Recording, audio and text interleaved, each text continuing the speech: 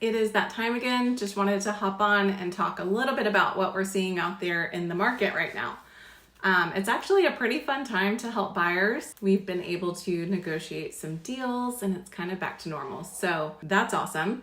We've seen the months of inventory decrease a little bit this month, the end of November. And that's really because a lot of sellers are withdrawing their homes from the market and waiting until the spring to relist. That's not a huge surprise. The average sold prices in the Austin metro actually went down just a tad. So although we are very much not used to this, it is actually not a huge surprise because we are comparing it against last year's numbers, which is one of the hottest and craziest and most historical markets that we've ever seen.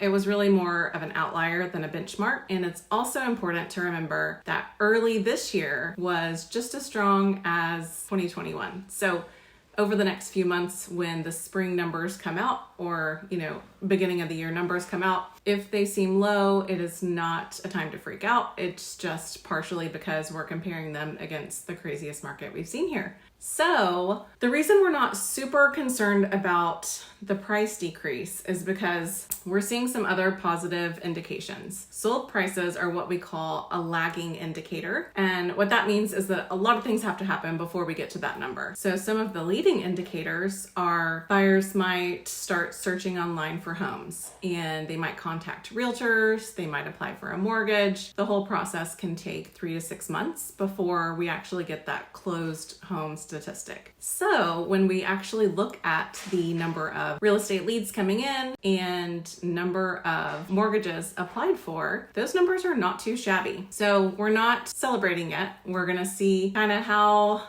the next couple months go. Curious to see what the consumer price index looks like. I think it comes out tomorrow. But yeah, it's not doom and gloom, and it's also, we're not in the clear yet. But right now, it looks like the spring's gonna be okay. So if the interest rates kind of keep going crazy and don't really stabilize, it's going to be a meh spring. But if they stay the same, stabilize, or improve, we're going to have a pretty decent spring in the Austin market.